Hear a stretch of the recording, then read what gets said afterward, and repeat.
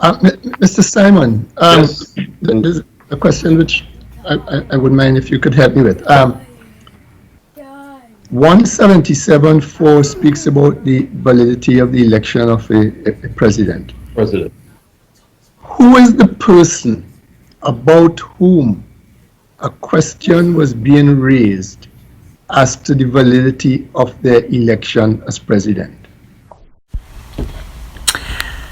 Now this seems like a very simple question to answer. Okay, let's hear what he says.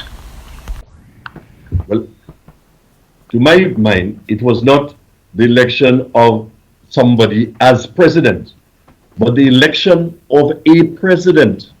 And who is that person?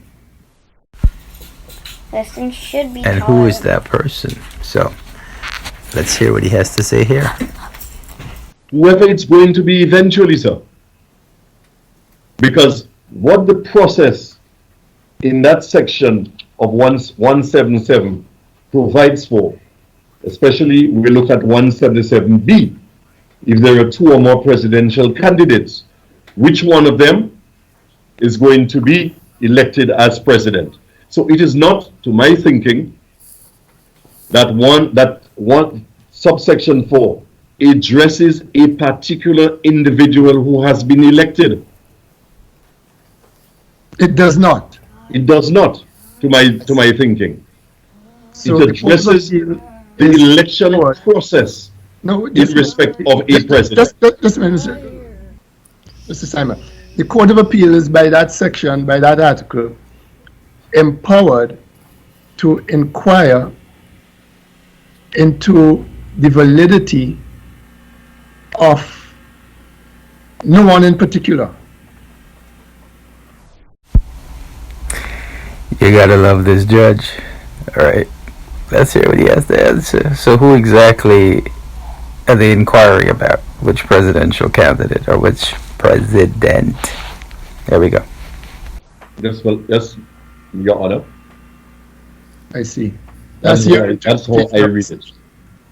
Okay.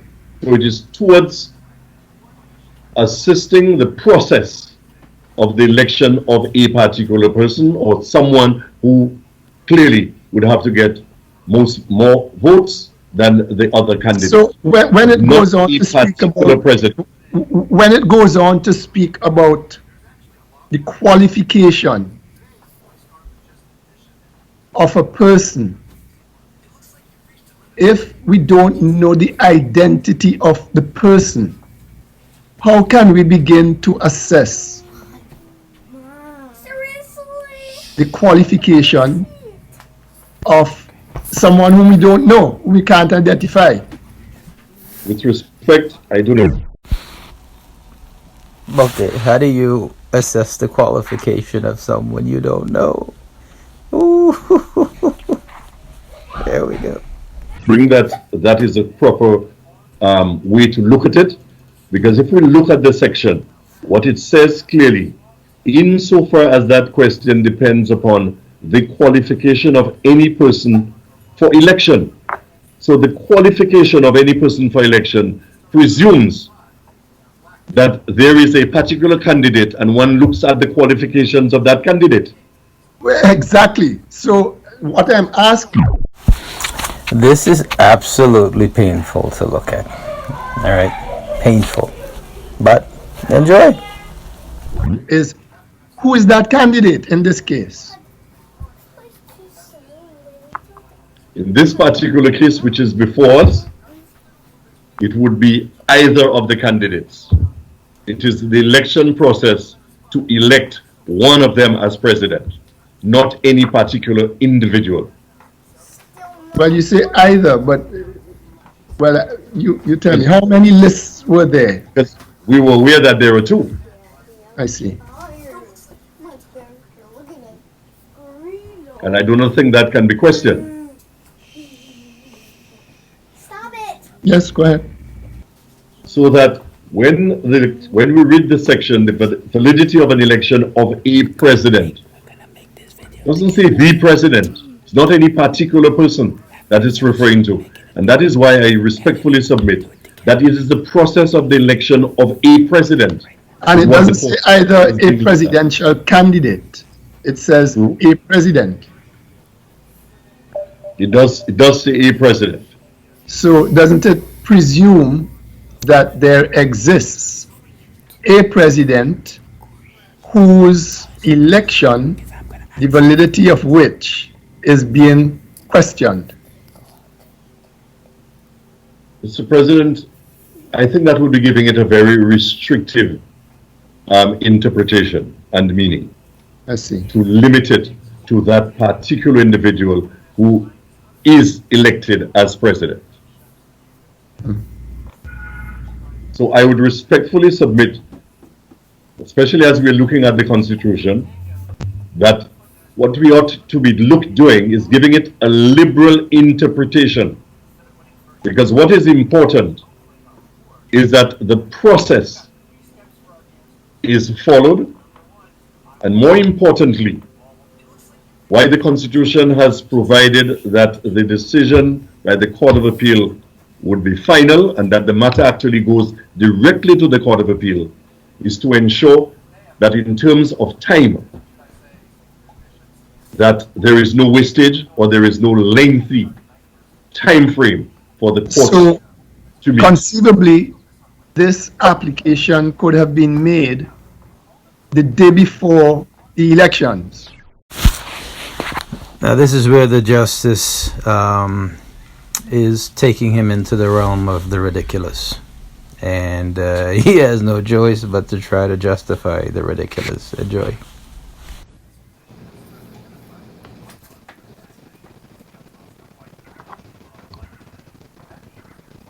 I'm not too sure whether I would respectfully accept that. Because I am submitting that when we speak of the validity of an election, we're looking at the election process. So the process would have begun. Doesn't the process begin with nomination, with the formulation of the list? Those things happen well before the election date. That is indeed so. So that we're looking at the whole process. So that you can make your motion under 177.4 at any point during the course of the process. Now, this is where the justice is taking him into the realm of the ridiculous. And he has no choice but to try to justify the ridiculous. Enjoy. Yes. And so you could make your application the day before the election day. Oh my gosh. Yes, my lord. And From so the time the candidate has been indicated, nominated, put on the top. nominated, I think the election process begins. And so the Court of Appeal would embark on this inquiry and presumably they would stay the election date. Is that it? Until it determines the matter? If that is reasonable, given the time frame within which the election, that motion has been filed, it may well be necessary so to do. I see. Oh my gosh. Yes. Because if the court does not do that, it is possible that by the time the court gives a decision, the election process is completed. So if there is an urgency in respect of dealing with the matter prior to the full determination of the elections, then I think it would be within the discretion of the court to stay the election date. And I do not think that there is any legislation. Moments later. This argument in a way that perhaps I hope brings clarity to what is before us. And I wanted to begin in the context